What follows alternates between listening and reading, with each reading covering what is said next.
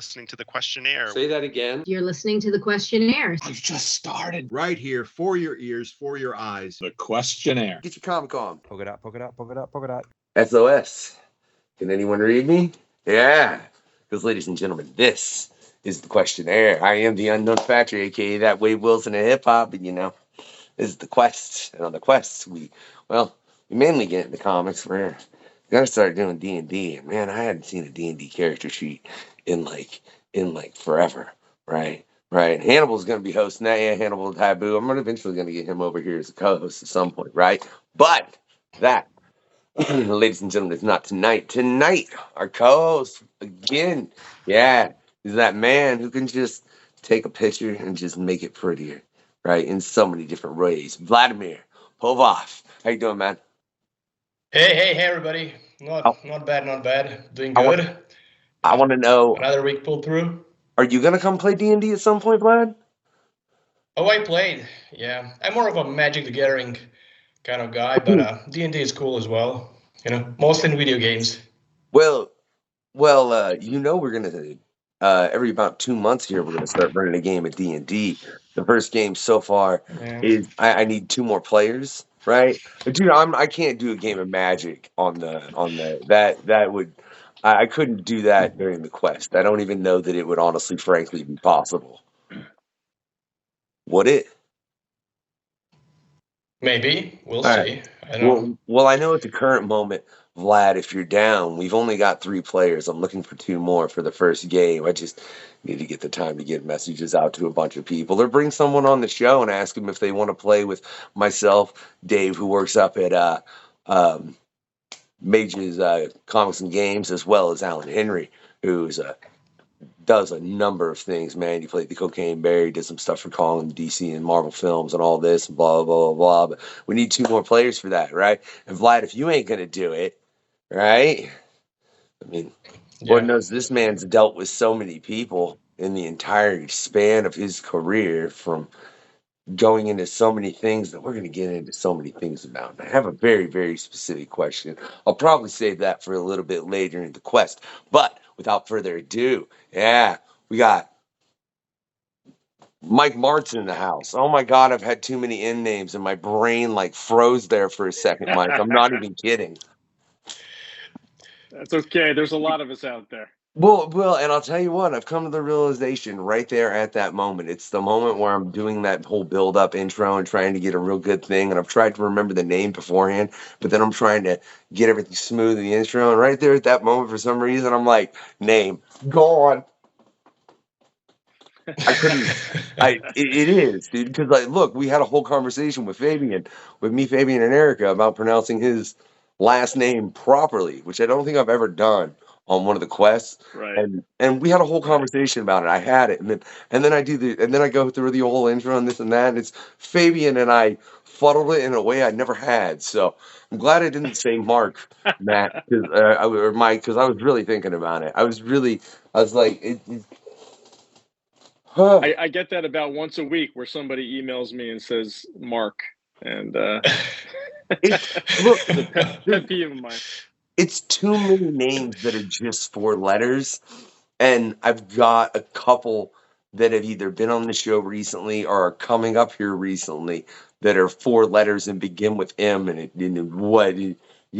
but I do know who I'm talking to. Like I said, it's Mike Marts in the house. I'm determined to screw this up at some point. I promise you, Mike. At some point, I'll know it, Friday and I'll forgive you.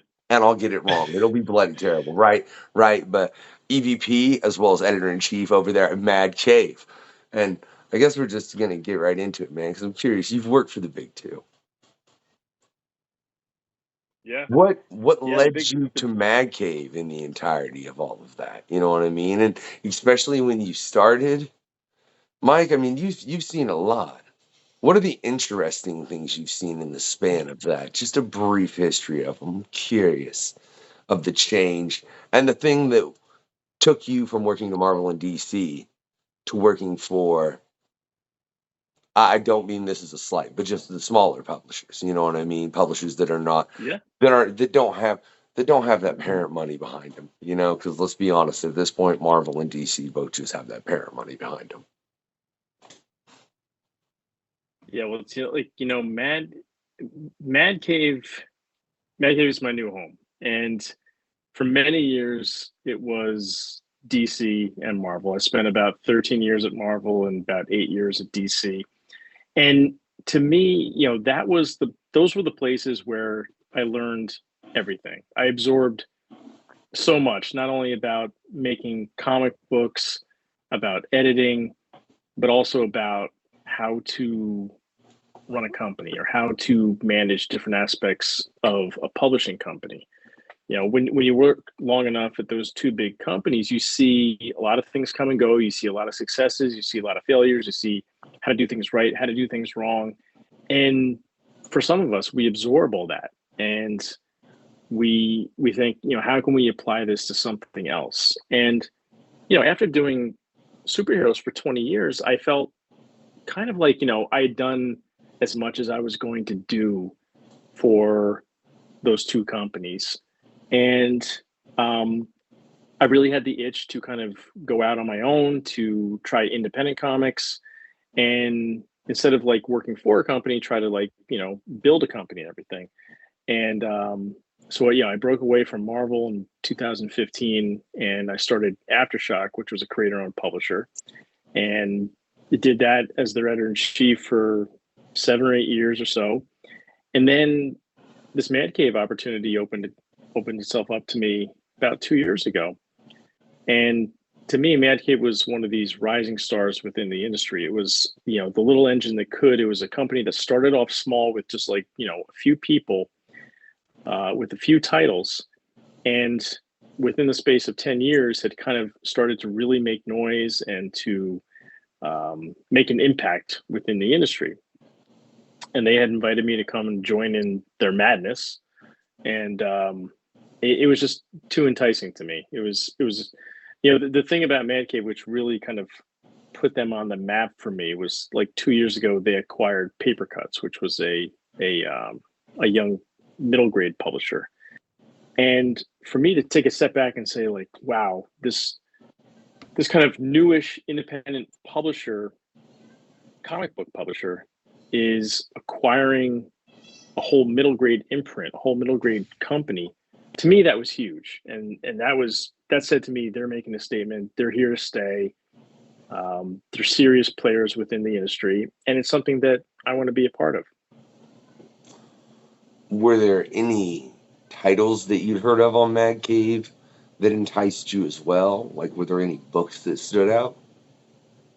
Yeah, I mean, the big thing was Nottingham. I think Nottingham caught everyone's attention when it debuted.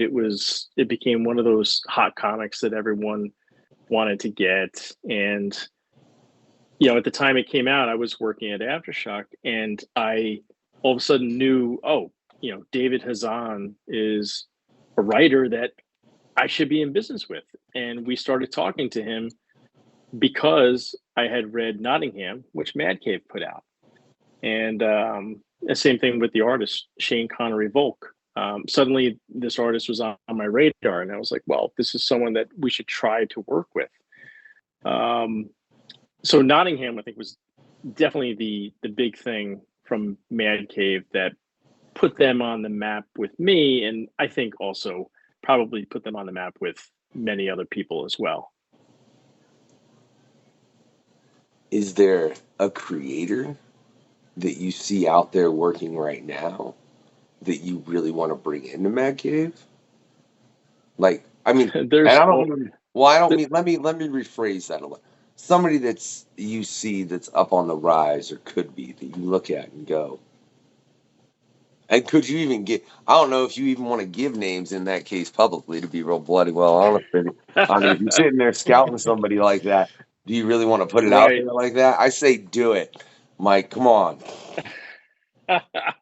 Yeah, it's funny. Like, I can't give away all my trade secrets, but I will say that building, you always want the superstars. You always want the players who are going to be hitting home runs and doing slam dunks, and the veterans who've been around for a long time, because those are the artists and writers that will draw readers in.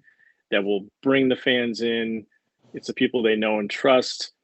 Those are the people that are going to help build sales for the comics. But at the same time, especially as an editor, you're always looking for different ways on how to build your bench, how to build that roster of talent for tomorrow. So you're keeping your eyes out. You have your radar on for new talent, and that can come in any number of different ways. You might see them doing work at Marvel or DC. You might see them doing independent work, but you're always searching for that roster of tomorrow, because eventually people cycle out, and you've got to bring new people in to fill the seats. So how many comics do you actively keep track of, Mike? We've got a lot. It's a pretty heavy workload. At Mad Cave, we have 3 different imprints. There's a regular Mad Cave. But we'll get into that in a second. I'm in as far as for scouting purposes. For scouting purposes, I'll say this: with the amount of regular comics in my company that I have to read every day, I don't have the opportunity to read every single comic that's out there on the market, but I always have my eye out for artistic talent. I mean, I'm looking at everything that is on the stands, everything that gets advertised in the catalogs, because you never know where that next person is going to come from. It's a big part of the job, just constantly keeping up to date with new names, new looks, new talent. Yep, scouting is a part of the job. Even when you're not an editor as well. Even when you're an artist. I'm sure. For a lot of people, I liken the comic editor job to like a manager of a baseball team or the head coach of a football team, because not only are you managing the stars that you have on your roster today, but you're always scouting for talent. You're going to the games in the minor leagues or the developmental leagues to see who are the up and comers, who's going to be sitting on your team tomorrow. That's an interesting aspect that I really never thought of, that you would have to do it that. I mean, as an EVP, I would expect that, but I would never have thought of that as an editor-in-chief. But it does truly make sense, because, why wouldn't you?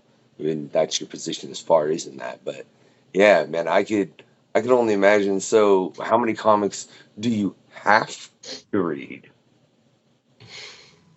At the company itself, quite a bit.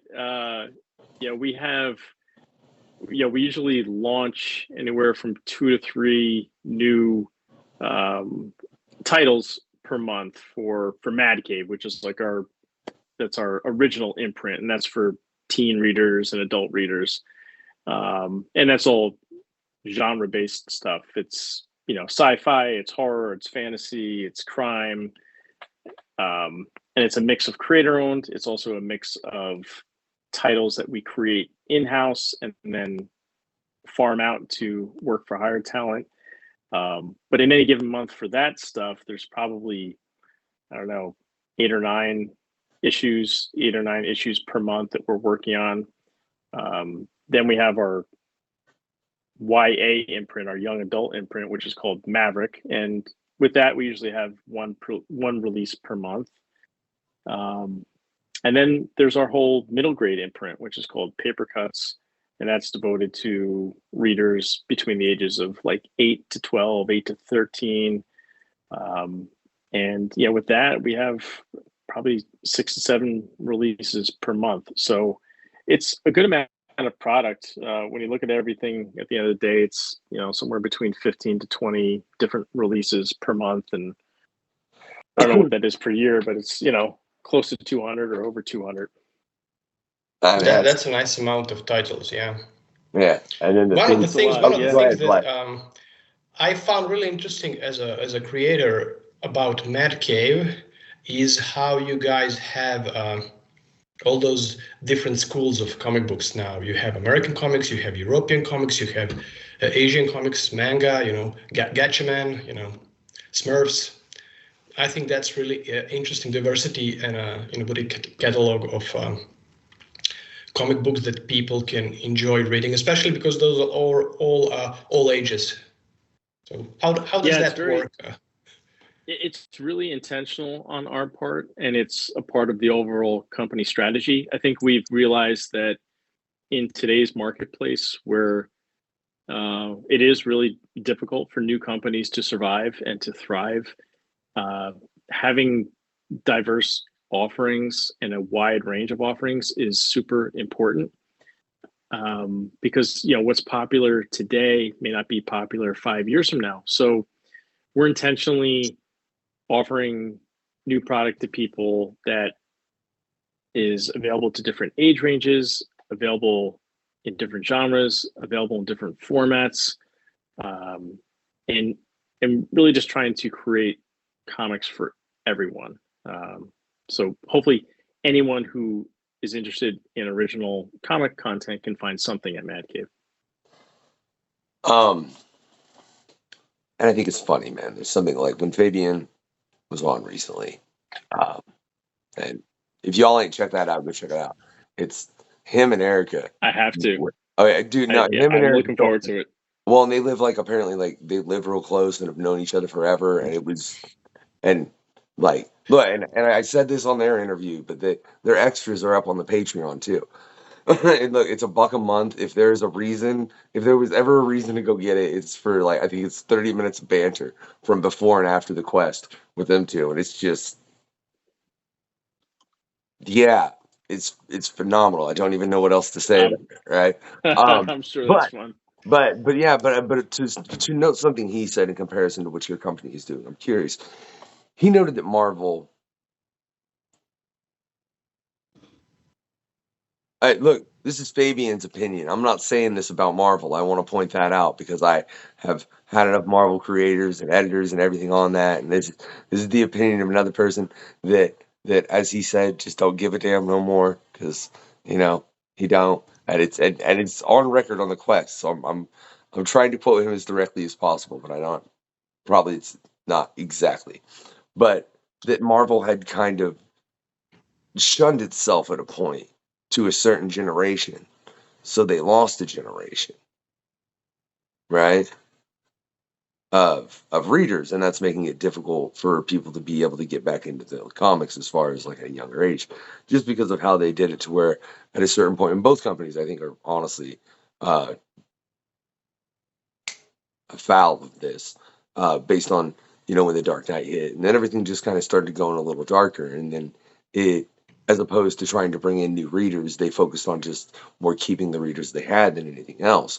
And they catered to them, I would say, a little bit. It's honestly kind of my opinion too when I really look at it. I think the big companies did. I mean, they took it a little dark for a long time. And I don't know, I'd kind of maybe agree with Fabian as far as in that.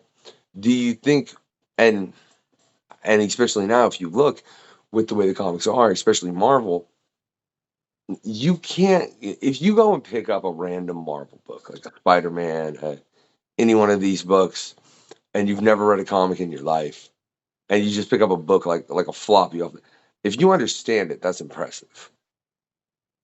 If you can get it, as far as all the characters and things that are going to be in there, and compare, go pick up an X-Men book. If you can get that and you're a first-time reader, either it had a great writer on that particular issue, and I mean a great writer, not to say anything about any of the writers that they hired, because I know there's some great writers coming up on the X-Men titles, but it's such a universe that's so thick and heavy. You know what I mean? Whereas opposed to what you're doing with Mad Cave, you're doing your young adult, as well as all the things you're doing are, you don't have the capes. So there's not 60, 70 years of continuity. I mean, not to say you don't have capes at all, but you know what I mean? There's a far wider diversity.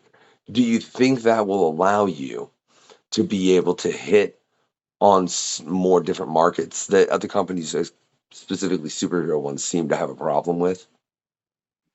Well, I do think we're a more accessible company to a new reader, primarily because of what you said. I mean, anyone can step into a project of ours and get it right away. It's very early consumer focused, where people can come in, get the story, understand it. There's not 10, 20, 30 years of continuity and baggage to worry about.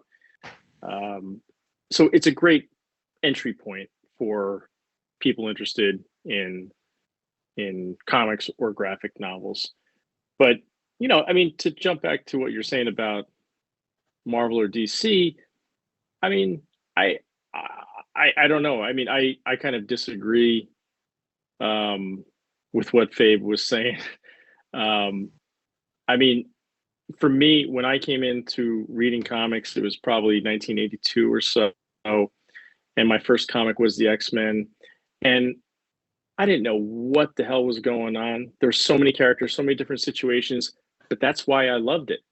That's why I wanted to get into it. That's what made me go back and search for 10 years worth of back issues to try to fill in the blanks and figure out where these stories originated. For me, I was jumping into a cool area of story, and I wanted so much more. I wanted to discover so much more. So like the hunt, the search, that's what attracted me. And I knew that there was 10, 20, 30 years of continuity that came before, but I just wanted to soak it up and soak it in and learn more. And maybe not every reader is like me. Maybe we see fewer of those readers these days. But at least for me, there was a definite allure to coming into something that had already been started. I was the newcomer to a club that everyone else was already a part of, and I needed to learn, why is this club so cool? So I hope that makes sense. No. I totally. It does. It does. Yeah. But like, I really think that's the longest question I've ever asked. I have a follow-up question. Vlad, I'm gonna try and not make it as long. That was a long-winded question if I've ever asked one. Oh my God. So this one hopefully will be shorter. I think to what you're saying though, in effect, like I would compare that, because I started reading. I mean, I've read comics ever since I can remember. The first comics I really remember being adamant about were like the X-Men #1 giant-sized issue. There was like 20 covers too. That was Chris Claremont, and the Spider-Man with McFarlane's cover with him on the web. I don't honestly even know. That's terrible. Look, I guarantee there are people that be like, you don't know those. All you know is the covers. You don't look. Yeah, numbers were never my thing. Yeah, sorry, to the point where but I can tell you the pretty picture that was there. Yeah, do you know what that issue was? Okay, then good. I don't give a damn. But. I just appreciate it for the art and the story that it was. I feel like those, like I compare those and I look at those comics, and I feel like they were things that you could pretty much jump into and read, and it was pretty well explained. Look, I tried to pick up an X-Force graphic novel not too long ago, which is the X-Men universe, and it was right in the middle of all the Croquet era and all of this, and I picked it up specifically because I had Omega Red and Deadpool. I love those characters. I get what was going on in that comic, but there's a part of me that's like, I guess it's a part of me. It's probably a part of me that's like, I ain't got $3,000 to go spend to catch up on this backstory more than anything else. Otherwise, I probably would have been inclined to. But I didn't have the 3 Gs to go spend to be able to read all of that. And I don't like reading on my phone. Yeah. No, I understand what you're saying. And I think, if there, I'm not going to say it's a mistake, but I think if there is an area where things got off course a bit, it's that in the 60s and 70s and 80s, and even most of the way through the 90s, Marvel and DC were focused on the ongoing saga with their comic books, and there was continuing stories, but most everything was relegated to themselves. So the X-Men really just dealt with the X-Men, and the Avengers dealt with the Avengers. Maybe every once in a while you would have a Secret Wars or something like that. But for the most part, the different characters and the families just stayed to themselves, and you could follow one or the other. At some point, it became like this. There was a desire to have every single title within the universe play into one another. And not only did you have all these titles playing into one another, but it would happen so frequently, like once a year. And when that happens, you don't have much time to devote to the individual issues, the individual series, and allow them time to tell their own tales, to gain traction, to attract new readers, because everything is so interconnected. And at the same time, I think the companies became so focused on building storylines that were catered towards trade paperbacks, to story arcs, to 5 or 6 issues, as opposed to it being like a soap opera, like, you know, one episode. Everything had to be squished into a 5-issue story. And I think when that happens, you end up giving readers a reason to check out, as opposed to having the soap opera with continual cliffhangers. You're giving people a chance to leave rather than to jump in. And again, I won't say it's a mistake, because there's also a lot of good things about writing for the trade paperback. But I do think it was an area or a point in time when things could have been done a little better. It's funny. When was that? Was that like at the beginning of 2000s? I think the shared Yes, universe the beginning was of made around 2000s. 2000. Yeah, I mean, I was working. I was at Marvel. It was my second stint at Marvel, and it was around 2000, 2001. You know, when the Ultimate line was coming out, and there was a gentleman by the name of Bill Jemas who had come in as the new president of Marvel, and one of his primary directives was to have most of the stories be written in such a way where they could be collected in 4 or 5 or 6 issue installments. And to a certain extent, it was a good business move, because Marvel's trade paperback program up to that point hadn't been very robust. They might have collected the big storylines, Dark Phoenix, Saga, or the Kree Skrull War, but it's not like you automatically collected everything like you do these days. So to a certain extent, it was a sound business move, but it did affect the way that the companies told stories, and you really did lose that ongoing soap opera aspect, which I think a lot of readers enjoyed. Nice. Well, I have another question. Go ahead, Vlad, because I know you got to stop me sometimes, man. Yeah.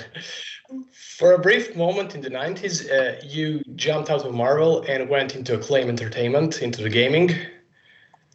So how was that experience, compared to comics, editing video games, Yeah, well, I mean, actually, it was... I did very little in the video game area. I'm not a gamer. I don't know games at all.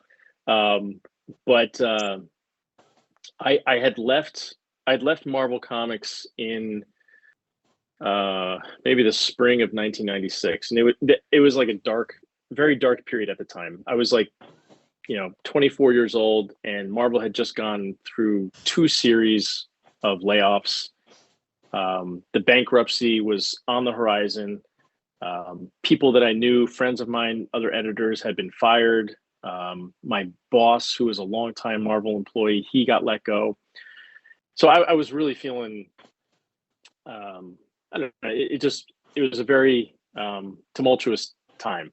And I left Marvel to go back and finish my college degree, which I hadn't finished. And when I was done with my degree, I was like, I want to get back into comics. And Marvel didn't have anything open at the time. And I was lucky enough to get a position at Wizard magazine. And I worked there for about a year. Nice. As I was there as their publicity and promotions manager, but I wasn't very good at publicity or promotions. In fact, I was really bad at it. So, so my time at Wizard didn't last long at all. But what happened is the Wizard position and the connections I had made there led to an opening at Acclaim Comics, which at a few years earlier had been Valiant Comics. And it was Jimmy Palmiotti, who was a good friend of mine. He called me up one day and he's like, hey, I heard things didn't work out at Wizard, but there's a job opening at Acclaim. And if you go down and interview for it, it's probably yours. And it was with Fabian Nicieza. So I went down and I interviewed with Fabian, and I was happy because I knew Fabian and I liked him a lot. And he said to me on the very first day during the interview, he was like, listen, I don't know if the Acclaim office is going to be in New York in 6 months. I don't know if the company is going to exist in 6 months, but if you want the job, it's yours. And I was like, I want the job. So I started there as an associate editor, and was lucky enough to spend about 2 years there. But during that time, the Acclaim Comics office in Manhattan was shut down. They fired about 2/3 of the staff, and the few of us that were remaining, they said you have to go out to Long Island and work at the video game headquarters. So there was like 6 or 7 of us, including Fabian, that we went out to Long Island and started our new comic book careers in Long Island at the Acclaim video game headquarters. So in addition to doing a few comics here and there, because we were only doing like maybe 4 comics per month at that point in time, they also used us to create video game strategy guides for their video games. So we did like the South Park strategy guide and the Shadow Man strategy guide. And I don't know if they were any good, but but we were in publishing, and so yeah. Well, there were a few good games from that period. Riven, Mist, Forsaken. Like those are the games that I played as a kid when they got out. Forsaken was an Acclaim video game. Yeah. And Mist and Riven were the only 2 video games that I really played. So we have that in common, Plaid. Yeah, those were great. I mean, the Riven was like an amazing universe. The world and everything was so creative. The logistics was like mind blowing. I had to finish it with the walkthrough, but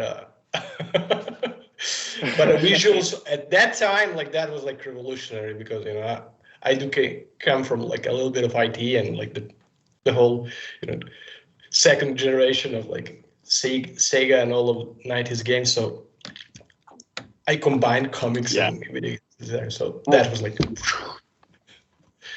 But yeah. When Street Fighter and Contra are both acclaimed, right? I'm not having. Mortal Kombat. No. Street Fighter. I'm not sure. Street Fighter Nintendo, I think. and Contra. Yeah. We should have to Google it. Because I swear. Wait. I swear at least Contra is. Well, Okay. I'm not the expert on video games, but I don't think it belonged to. Oh no, that's Konami.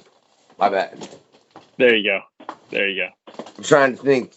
Well, it was an experimental job, and I'm sure like it was an interesting adventure. But How was that? you ended up in Comics Bank. Oh yeah, well, how was that to just be thrown into strategy guides? I mean, that's a completely different editing process, I would assume. Like from going from It was here, edit this comic. You know what? Hey, we need you to edit this South Park strategy guide. it was insane. It Like, was That's the technical manual. Exactly. Yeah. I mean, we were used to putting comic books together. And there was only about 4 of us at the time on the comics publishing staff. And suddenly we got thrust into playing South Park video game, several hours per day. You had to play it? Oh, but yeah. Yeah, we had to play it as well. And like I said, I'm not a video game guy. I was not very good at it. But somehow we managed to put it together. I'm sure I have a copy down here somewhere. But yeah, it was crazy times. is there a game I have that a you had to play? question. Oh well, is there a game you had to play that made you go nuts? He missed. I can't. I like those. I like Mist and Riven. Yeah. Oh, I just didn't know, like, one you had to play because of the job that you were like, I'm gonna. Oh, it was only really just South Park and Shadow Man that we had to play. Okay. And Shadow Man Fair wasn't enough. bad. Shadow Man was a pretty good game. I had to know, Vlad. Go ahead. Okay. I have a question for editorial section. This is something that like baffles my mind for a long time whenever we work. I was always confused about between assistant editor and associate editor. Like, what is the difference? Like when I see in a comic book, when I get a like print copy and there is like several, and I work with the team and everything, but I never know and I'm just curious. So generally, an assistant editor will assist in most everything, but they don't necessarily have a project of their own. So they may not have a series or a title that they are exclusively responsible for. When an assistant gets promoted to the associate level, then they will probably have maybe half the workload of a regular editor. So let's say like a regular editor has 10 titles that they're working on. Maybe an associate has 4 or 5 titles that they're working on. So it's a partial workload, and but they do have things that they're directly responsible for, and it's just another step on the road to becoming a full editor. Yeah, I was never sure which one comes on the hierarchy. Yeah, assistant is the lowest, and then associate, and then editor. Well, Then senior, then editor in chief. Yeah. right. Yeah, exactly. Senior editor, executive editor, editor in chief. Yeah. It's crazy to realize how many different levels there are within that, and then it's just it's kind of nuts that there's so much structure to it, and it amazes me because I think that's a lot of things, or one of the things a lot of people don't think when they're reading comics, as far as within the fact that most people are like, who's drawing it, who's writing it, Right. That's Well, I mean, that was one of the things that kind of led me to want to get into editing in the first place, because when I was young and I was reading comics, I just wanted to become a comics writer. I wanted to be Chris Claremont. I wanted to write the X-Men. I knew there was an editor because I saw their name in the credits, but I wasn't really fully aware everything that the editor did. But when I started submitting my stories to Marvel when I was in college, and then I would get actual feedback from some of the editors. And in fact, Fabian Nicieza, we're talking about him a lot tonight. Fabian was one of the first editors to give me actual feedback on the story ideas that I was submitting.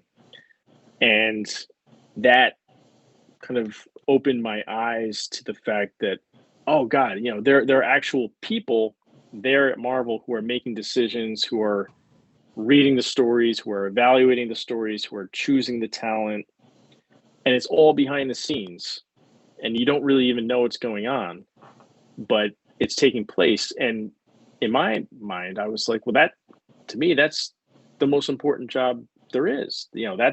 These are the people who are calling the shots and making the decisions and kind of guiding the course of the publishing companies.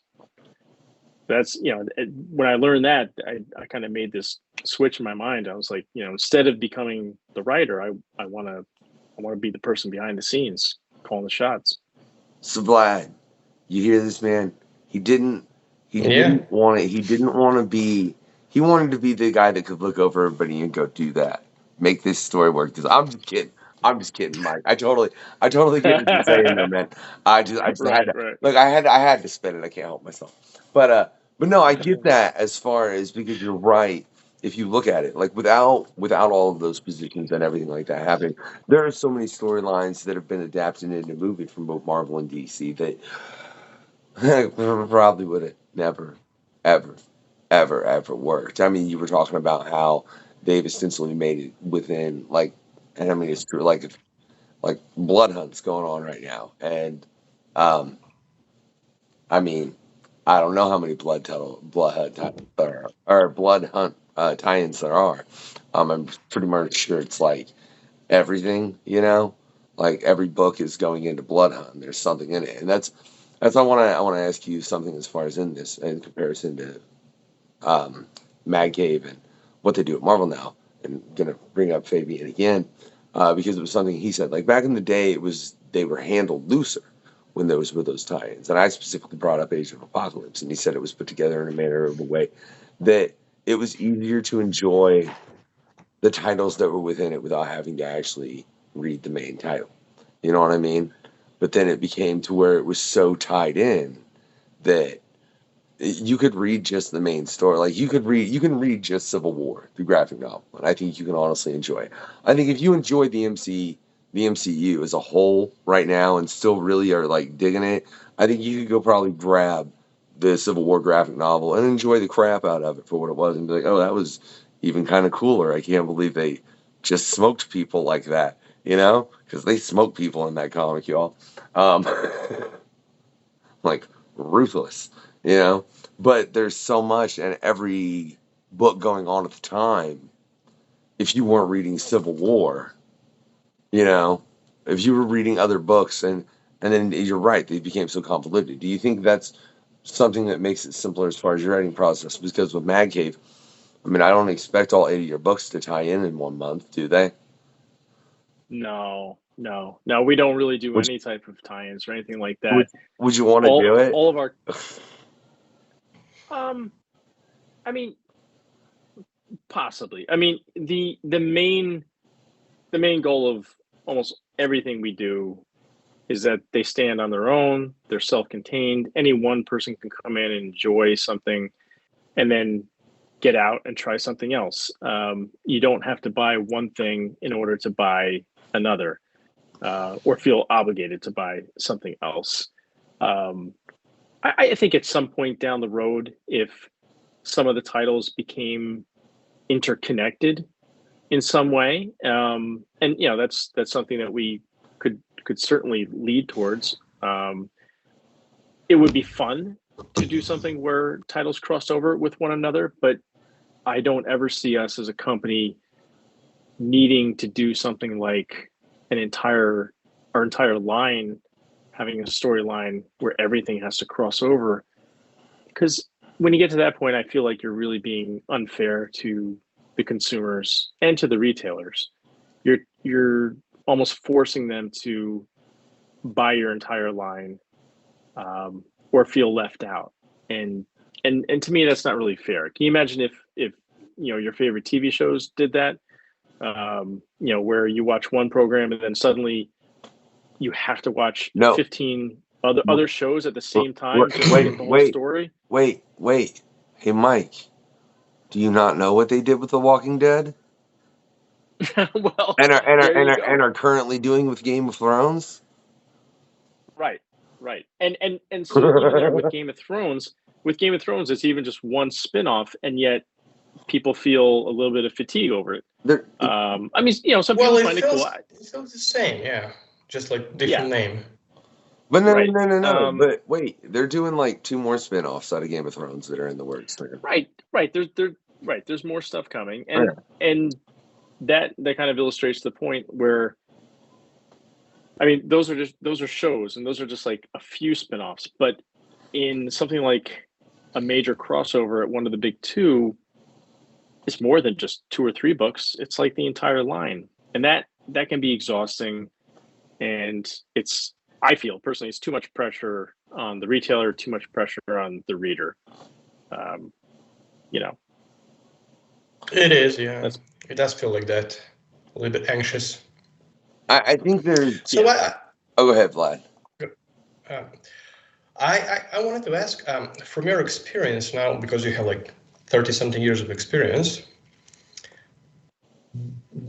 have you seen like the conversion rate when we talk about adaptations, because they're like a regular thing now in the entertainment industry?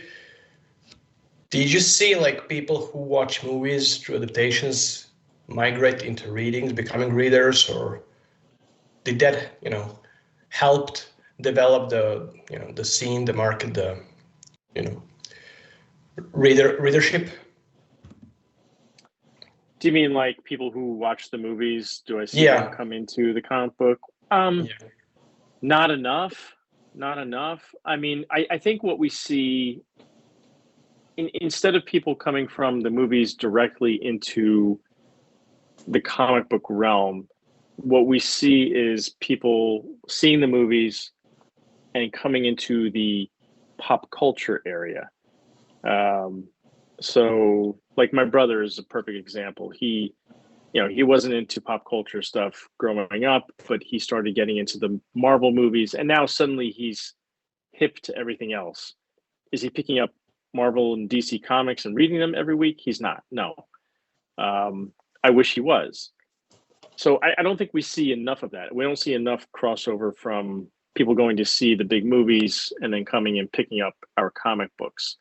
But what we do see is people, I guess, broadening their horizons and being more open to things which used to be geek culture or nerd culture, stuff that you would make fun of in the past, but now people are more into that. Now it's cool to like the Marvel characters, to wear an X-Men shirt.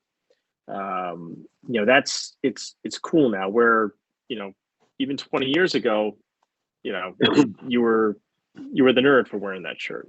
Ain't it strange?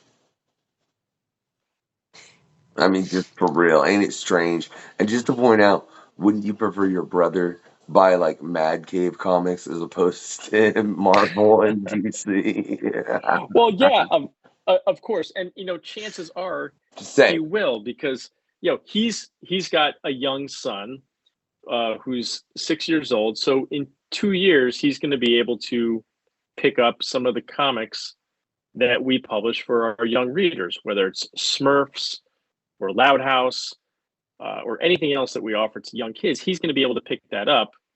And I wouldn't be able to say the same thing for my young nephew if it were just Marvel or DC Comics standard fare. Well, that's funny because I took my boy to Free Comic Book Day here recently, and one of the free comics that he picked out actually was Smurfs. That's great. That's great to hear. He's only 4, and I don't want him to just go selecting comics, because the problem is like, look, he'll look at the front cover and love the art, and he'll pick something that's not appropriate. Right. If I'm gonna be frank, like if I'm just walking him around the store, Smurfs are like age approved. Yeah, I'm glad that's but at the same time, he's like, Daddy, I want that one, and it was the Worlds of James Tynion, and I was like, might be a little too advanced. It might be a little much. Period. All around, Mike. What are you talking about? Like, that's I mean, don't get me wrong. I love James Tynion. Like, I have not read anything by him that I wasn't a fan of, but the fact that that's what my boy was reading, he was like that and Smurfs, and I'm almost like, firstly, that's an odd combo, right? But I'm down. That's a future read. He's thinking in advance, actually. Like this is for a decade from now. Right. Yeah. That'd be funny, because that actually would be the perfect introduction to get into all those series, and then he could just go through the graphic novels that I'll still bloody well have. Yeah. Add something, Vlad, because I asked a question, but I had a question, but I forgot it. I was thinking about, So I'm going to go back to editing because you had like several decades and several types of editing. So how did all that tied into? You started in Marvel, then you went into gaming, then you got back to Marvel, then pre bankruptcy, then post bankruptcy, shared universe, then Disney, then creator owned, now another creator owned. So how did those like all editing positions from the big two before, after, and then creator owned, all tied together and an addendum made you like do the work? Because it's different when you call the shots as an editor in Marvel. It's different when you on your own, like smaller titles, creator own, building your universe. How did all that play a factor now? An addendum real quick, the difference between going from capes and tights to everything else. Well, he can still do capes and types, but his own. It's different. That's like the different eras. I know, but I mean, when it was when you're doing DC and Marvel, man, and you ain't got a whole lot beyond capes tights. I mean, you can say there's always going to be capes and tights in pretty much anything. Is my point. I'm not trying to say there aren't sci-fi and every other kind of stories, but if you're sticking to 616 in the actual DC universe, I'll say. I'm not saying just to say, like, I wasn't referring specifically to superheroes. I was more referring to like editing experience on those, timelines and positions in companies, and how did that affect the decision making and your experience and involvement as an editor and career in general? Right. Well, I mean, it's funny.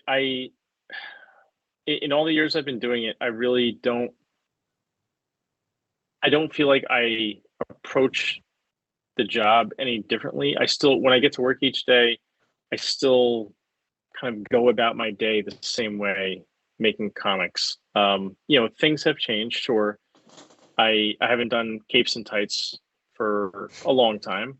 But I don't really notice their absence because I guess at its core, I'm still just telling stories. And the fact that someone is wearing a cape and tight in one story and they're not in another, it's not that different to me.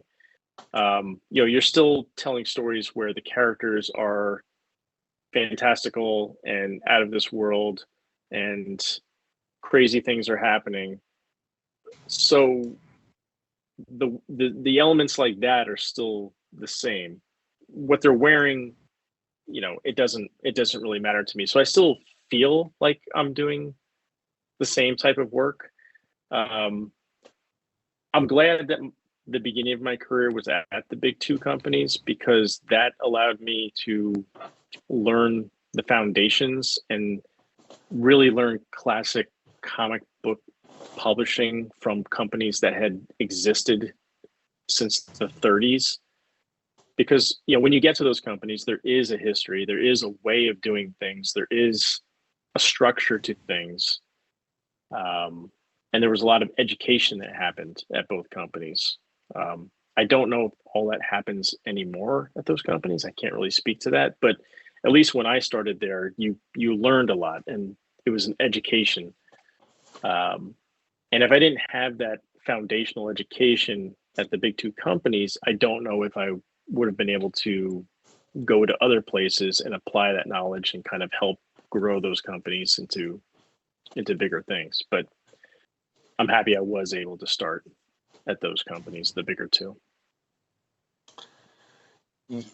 Well, yeah, and you started at an interesting time too, really, as far as 93, right?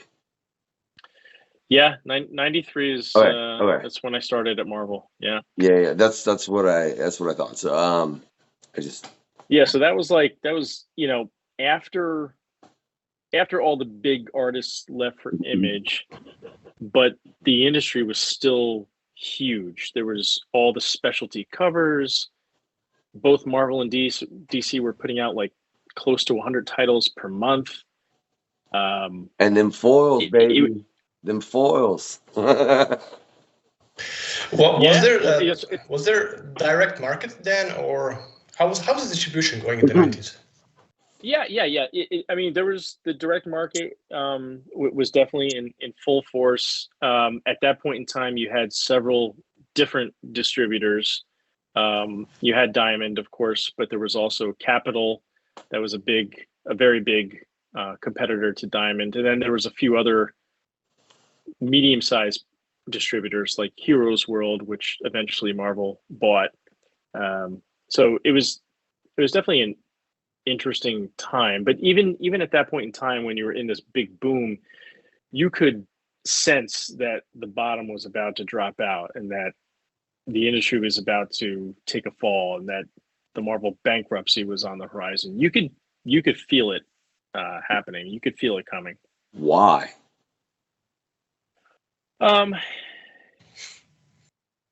You could tell with the orders. Even like with the specialty covers and those big issues that everyone bought thousands and thousands of copies of. You started to understand that just because you sold 100,000 copies of an issue didn't mean there was 100,000 fans out there.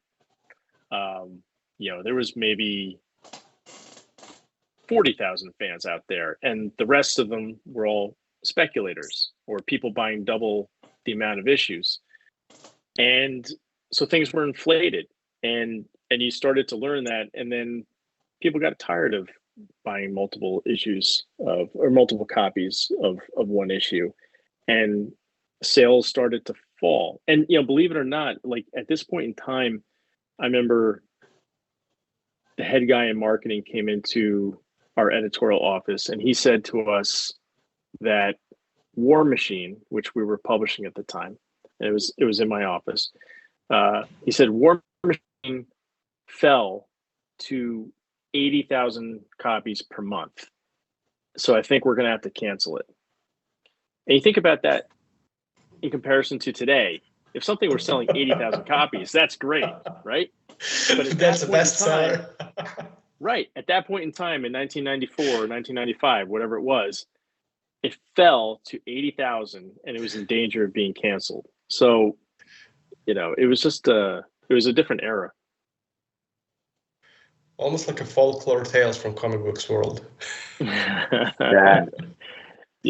But here is an interesting thing, like from the 90s, it was a peculiar time because video games were emerging as a market and as a scene and a culture, and maybe that had an effect on readers, and because it was a brand new thing that was like mass produced with consoles and personal computers and everything back in the 90s, like we have today, like bazillion things like socials, movies, games, like everything now. So yeah, I think there's some truth in that.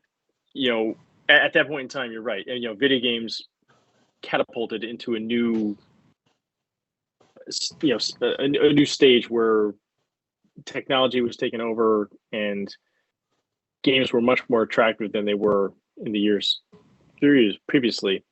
I'm sure that caught the attention of a lot of potential comic readers, people who might have gone to comics. Comic technology has not really changed much in close to 100 years. It's pretty much stayed the same, except for being available in a digital format. And even then, I don't think many American comic readers enjoy the digital format. No, I think there's probably more than honestly you think, man. Because I think that sometimes too. But I think we're old, Mike. If I'm going to be real honest, and I only say that because of conversations I've had with a numerous, like that's so it's kind of, but yeah, from what I understand, but they just all do it like that because they don't want to carry around the books. You know what I mean? But I want to touch on how would comic technology change? That's like saying book technology should change, Mike. Right. It's just the story. You can't change. That's not technology. It's art and but there is like a variation in formats and kind of like in storytelling. And if we look at Italian books or French books or manga. So there's like a little bit of a wee way how to structure it. I know, and I wish, I'm not going to say we haven't learned from other countries in the way they do publishing, but I wish our audiences could catch up. In France, so many people, a good percentage of the population pick up graphic novels and enjoy them, and there is no stigma attached to it. In Korea and Japan, everyone is reading manga or doing vertical scrolling comics. It's just all over the place, millions of subscribers. And I wish, I would love for our country to kind of catch up to that and to be in that same place. It'd be nice. I think there is room. I think mainly the format is the biggest problem, the format with the book. When I think as a creator, like I always go back and forth, think for example, how can I structure the comic book to fit, for example, the French size and American size? How would that translate into panels? And because, French have a different structure to the page. They have like Vlad, I'm apparently very, what do you mean because when you say manga, I get that. It's better, like, because my wife literally just picked up Alice in Borderland Volume 1, and I'll send you some French comic books to read. Like what do you is it? It's a different format. It's a bigger format and much more panels. For example, French comic book has 48 pages. Average page has like between like 10 and 13 panels. So basically, it's a graphic novel packed in a different package. Let's say like 4 issues in one volume. So how to translate that into the format? That's my kind of like, when I think about compositionally how to structure the panels and pages and storytelling with the cliffhangers and to fit in the monthly issue, the cliffhanger, how it's going to, some technical issues, the creative stuff. It's a much more the things I've learned substantial unit. And it's just the things I've learned on this quest. Insider things, yeah.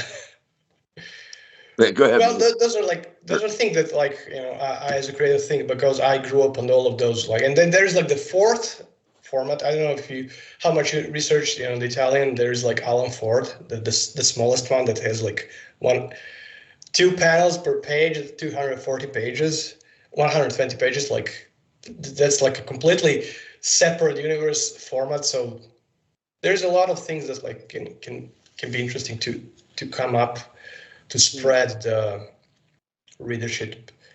But I think mainly the biggest problem is the format on the shelf, because American comics have a pretty standard format, and if you can fit the other format into that, I think that could kind of be like, that could work. You just got my brain like I need a little bit of some of this in my life, man. Like that's all you got my brain thinking. And then there's this other part of my brain that's like, you ain't got time to read that. What are you saying?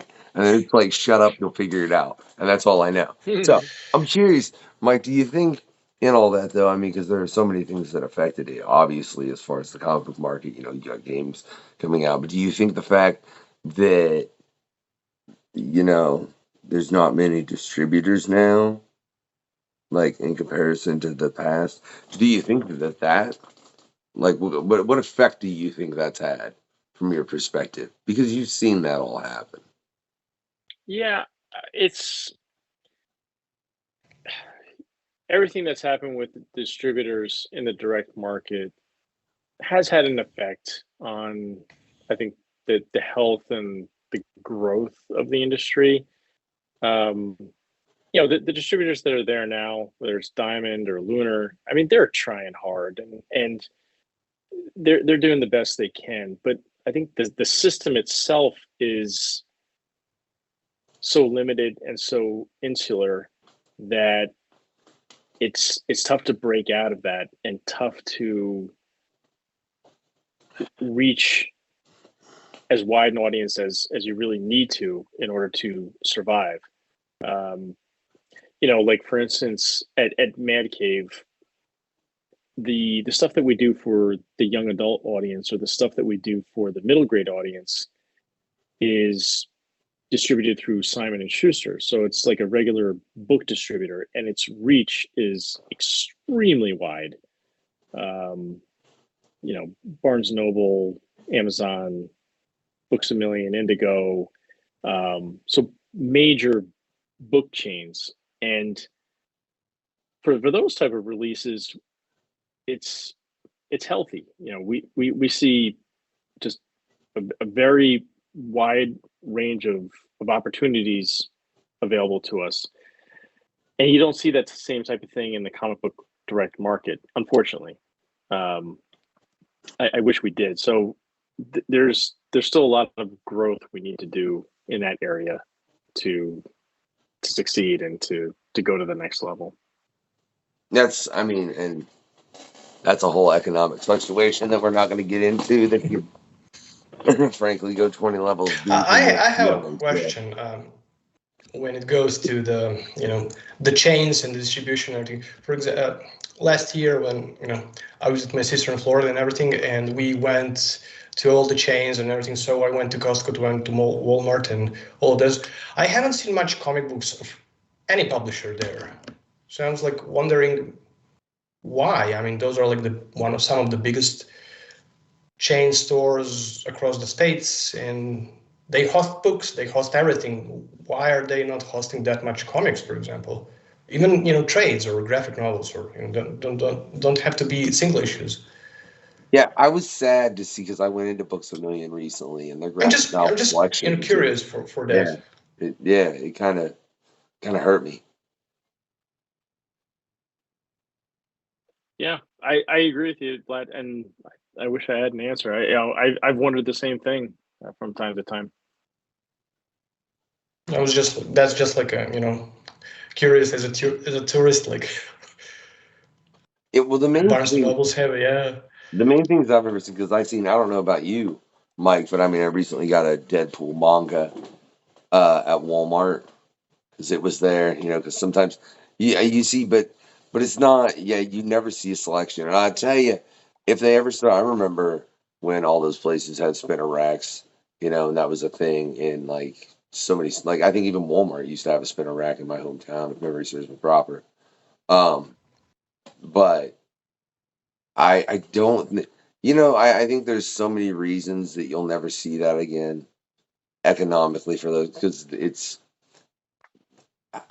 I think it's a high risk item to them specifically for a lot of different reasons, especially based on the fact that it's fragile and it's Walmart. Mm-hmm. And I don't know if they want to, like they throw, look, I worked at shipping in Walmart, and you chuck stuff around.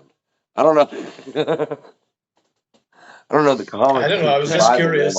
I just really at this point, I'm just saying from actually working there, Vlad, I don't know that comics could survive a Walmart environment nowadays.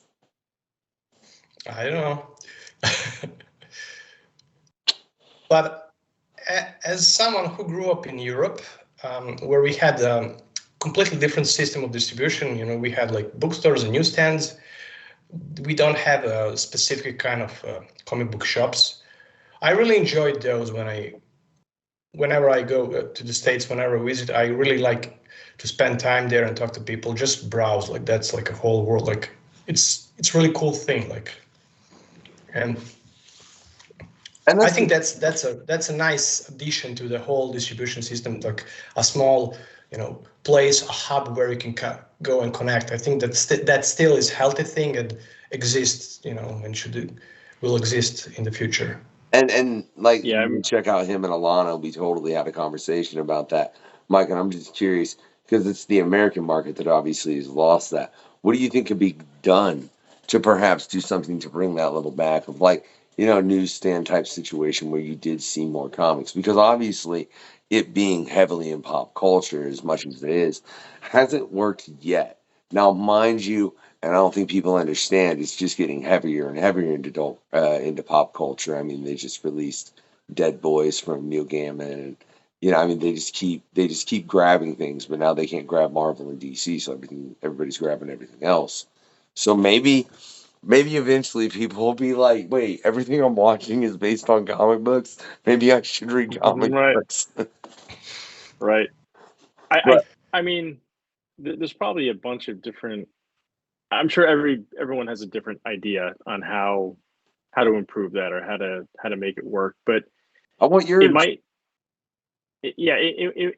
In my eyes, what could work is kind of going back to what I was saying about like my brother earlier, where maybe instead of having just a comic book shop, just a store that is devoted just to comic books, you kind of expand it and break down some walls, and you have something which is more of a pop culture shop, which carries a full line of comics and graphic novels, but in addition also has the toys, the games, the statues, and everything.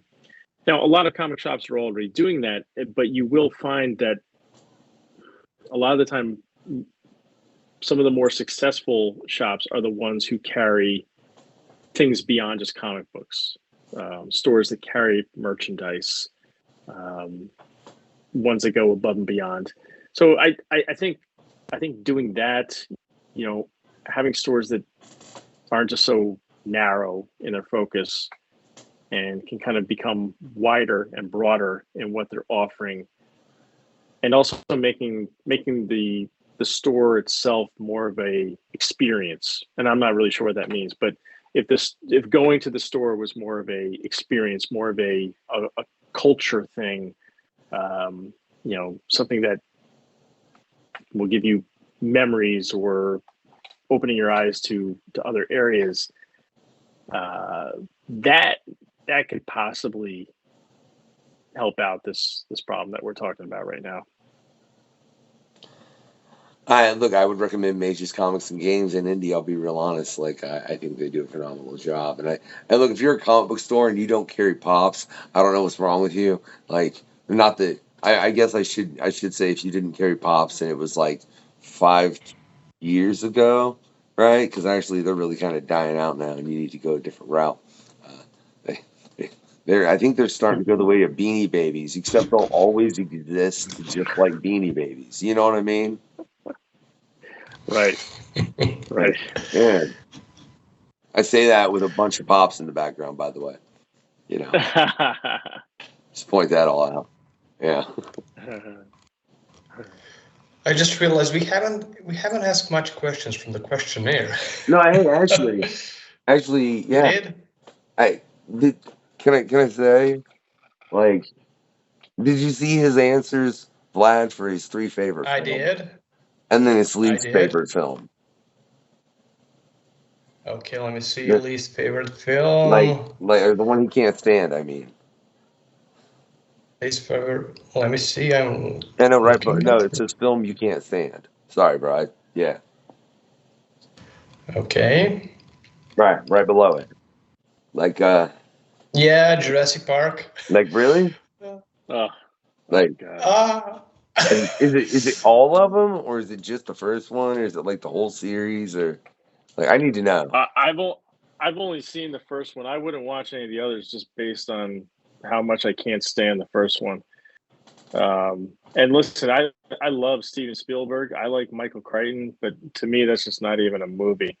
It's just a string of shocking moments put together to try to create some type of big experience.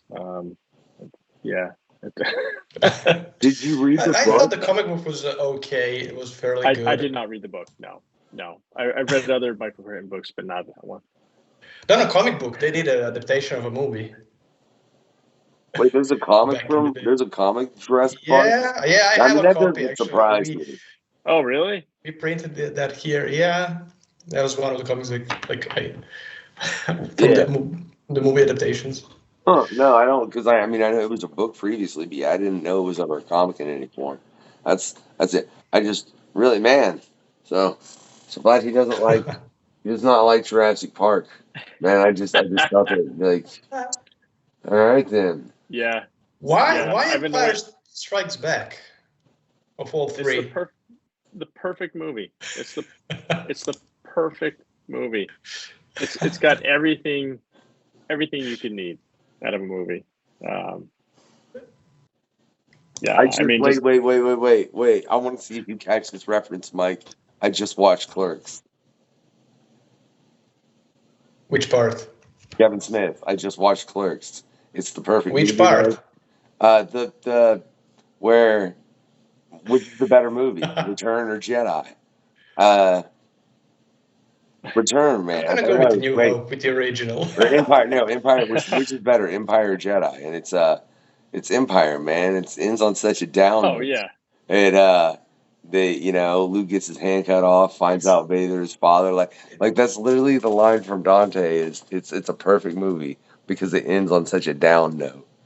Oh, you're right. Yeah. I think they did that on purpose. Like that's like the meta narrative of the first three. Like first one was a standalone, second one was the darkest one, and then the third one was like the epic one.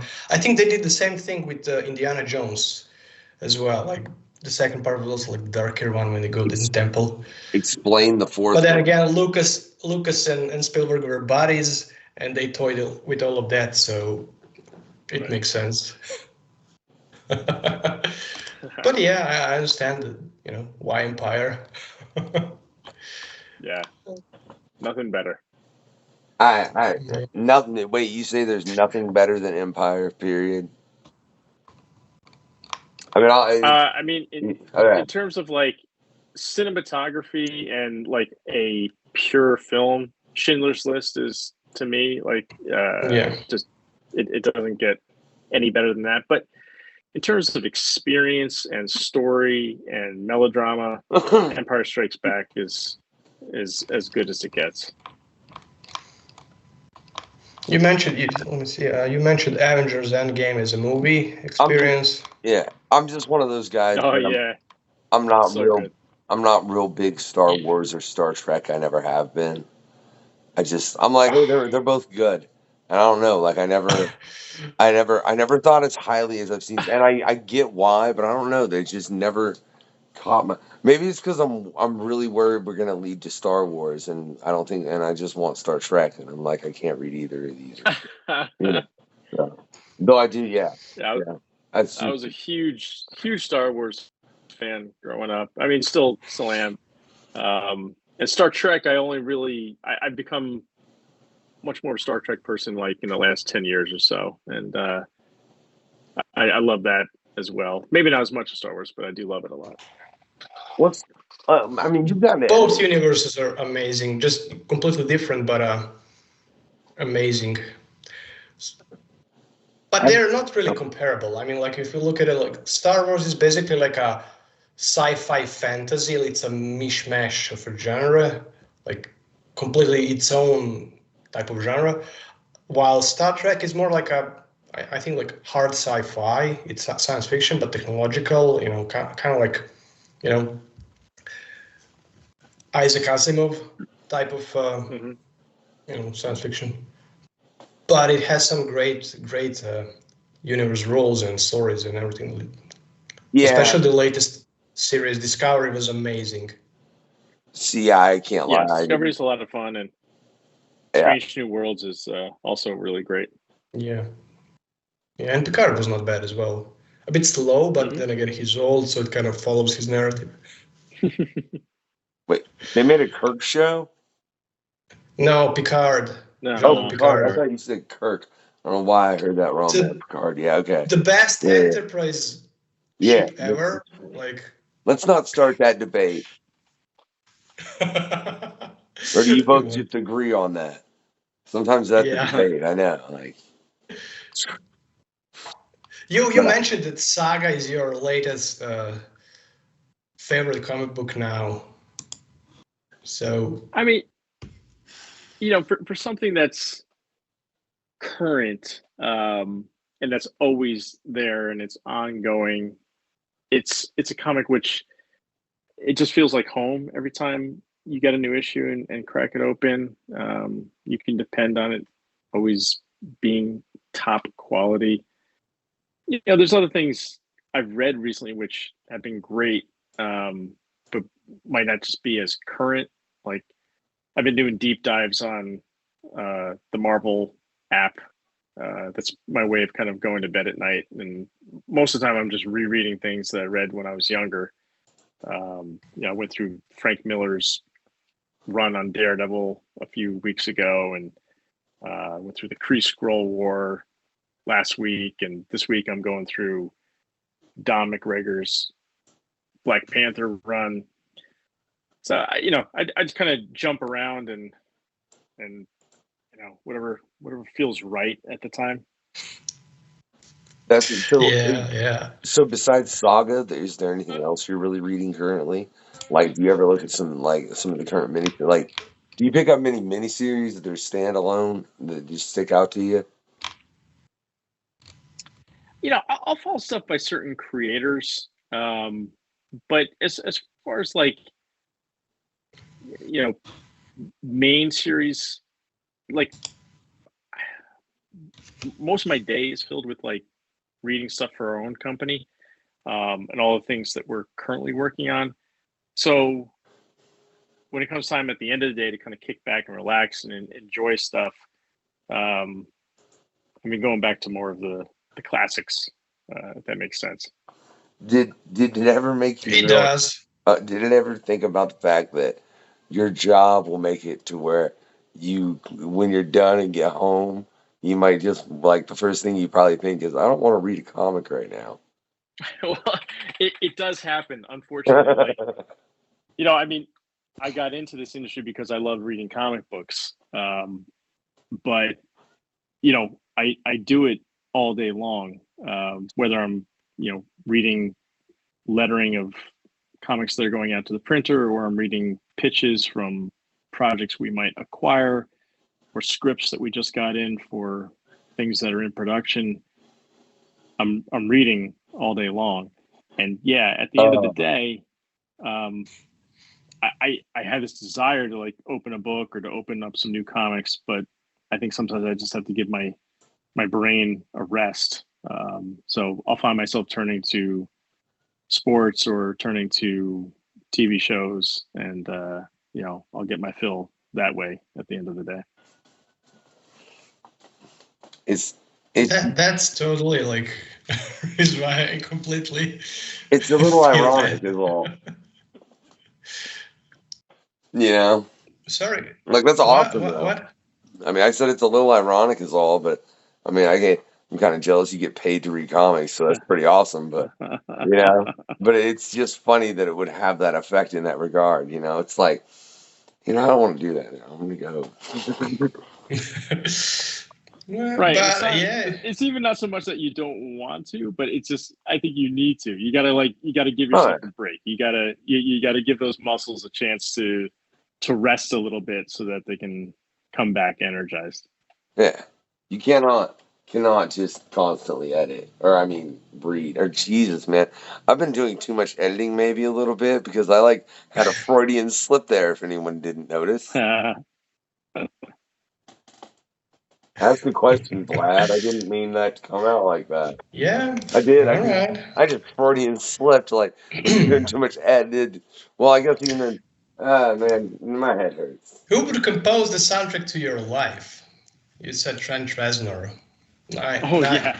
9 Inch Nails, yeah. That is an excellent A little bit of choice. industrial. I can totally see that, yeah. Absolutely, yeah. To me, there's no one that can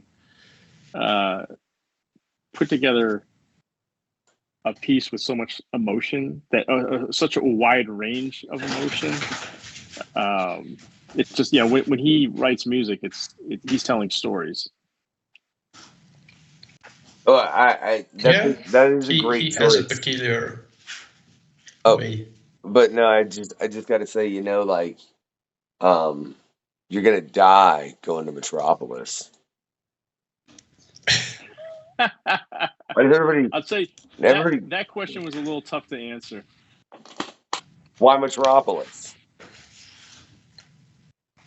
Well, what was the question? I'm trying to remember what what world do you want to live in? Comic book world you would want to live in as a normal person. You said Metropolis. Well, to me, I'm not the biggest Superman fan, but Superman kind of, he comes along with certain ideologies, and there's optimism and positivity. And at my core, I'm always an optimistic person, very positive, and to live in a city like that, that would appeal to me. Yeah, it definitely has more sun than Gotham. I mean, exactly. I mean, I get that in that aspect, right? As far as like that's because it's go listen when Fred Kennedy was on, and that's all I'll say as regards to Superman. Oh. But you're still gonna die, right? Because there's gonna be a time where because there's no way Superman does not save everyone in that city. That's all I'm saying. Like no one. And so many people or so few people have ever answered a world where it's just like the end result at some point is probably not going to be you and just something bad, because that's frankly what most comic books are. Like for the normal people, it's only it's just I don't know if I want to get crushed by the building that got blown up is all I'm saying. Like the people that choose Marvel or like Metropolis or something like that, it sometimes amazes me. I'm like, you do read comics, right? You want to live there as just a normal human being? That seems like a good idea. Most of the time, it's a nice city. I mean, when you look at the art, how it looks, it's really nice. Most of the time. Right. But like... So speaking of Superman, here's another one. What do you think about the new movie from James Gunn and the movie poster and how he's taking another direction? Oh, I mean, listen, I'll be there. I don't know if I'll be there opening night, but I'll be there in the theater to see it as soon as it comes out. I think people responding to a poster the way they are is ridiculous. Anything James Gunn has done for me in the comic cinematic realm, whether it's Guardians of the Galaxy or Suicide Squad or Peacemaker, I have left completely 100% entertained, and I have no complaints. I trust he will do the same thing with Superman 100%. So I'm not going to let a little poster or one image throw me off. I'm sure it's even part of his strategy just to throw an image out there to get people talking, because that's all people have been doing the last 2 weeks is talking about this image. Yeah. I'm there 100%. This is the one where he has not let me down one bit, and he won't let me down. It's the one where he's like pulling up his boot, right? Yeah. But here's the thing. I think that movie poster is basically like the spot-on thing for James Gunn. It perfectly summarizes his way of doing movies, because Guardians of the Galaxy are, I think, top 3 Marvel movies that they did, in my opinion. It's definitely my favorite trilogy. And the way how he deals with the emotions of characters and the storytelling, like you said, Mike, there is no doubts. I think it's going to be a great Superman movie. But especially because we're going to see a different side of it, like the emotional side and the connection and everything, and the whole new experience. Kind of reminds me a little bit of a Brandon Routh one before Zack Snyder. I wasn't the biggest fan of Zack Snyder. It was good, but I like more the optimistic, the sunny Metropolis version. So I think that's right. Then he's the alien. Maybe he's bad. Right. I mean, so I think it's gonna be great. Yeah. See, well, and I'm curious, man, because you make a valid point, Vlad. Like the Guardians of the Galaxy trilogy was one of the best, man. And with what he's doing with Superman, but I think he is put himself in a different position as far as it's not a trilogy now that he just has to work into everything. He has to work absolutely everything, which I'm intrigued to see what he does. Mike, I'm curious to see what you continue to do with everything you're doing over there at Mad Cave. Look, check it out. For everybody, right, that has enjoyed this, there's links down in the description, right? And if you've enjoyed Mike over here, right, what I want you to do, right, is I want you to send him what the hell? Wait, man, see, I didn't scroll up properly, right? This is Mike, this is gonna be kind of mean. I'm really sorry. All right, not this part, right? But firstly, let's send him a vampire, right? Like a nice vampire. You know what I mean? With a bunch of them Shogun Warrior toys from back in the day, right? And a copy, and a like original copy of the entire Dark Phoenix saga, like issue for issue, right? And it's just a bunch of really good sushi. I don't know if you're married, so I won't say the next part that popped into my head. I am. Good thing I cut that off then. Right? But if for some reason, man, Mike's annoyed you for some reason, again, as I just have come to realize I should say, I don't know why you're at the end of the interview, right? If he's annoyed you for some reason. But I guess you are, right? So you get to learn this, right? Right? So if he has, right, what I want you to do, right, is send him a bunch of ghosts, right? To just torture him in a room, projecting on every screen a different version they've done of the Dark Phoenix saga, live action only, not animated, on each respective wall, endlessly. And yeah, persist and persevere through that, Mike. Let's see how you do. Awesome, man. Yeah. But that's only if you using didn't all my enjoy it. answers. That's only if you didn't. That's only if you didn't enjoy it, right? Right. I hope you did, Yeah. and I hope you don't wish to torture Mike with endlessly watching all the incarnations of the Dark Phoenix live. Like, I'm sorry. They're okay movies. Like, and if you enjoy them, that's awesome. But I really hope they do the comic book version right in the MCU, and that's all I'm gonna say. Because how awesome would it be to see the freaking Shi'ar just swoop in, right? I mean.